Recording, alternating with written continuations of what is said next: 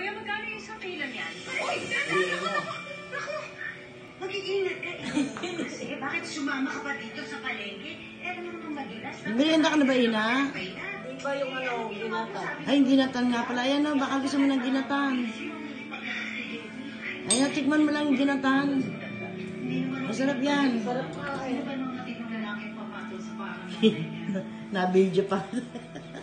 nakimainin siya? Eh, di naman daw. Ay, dalawa sila. Ay, rep muna, tinabi muna dito.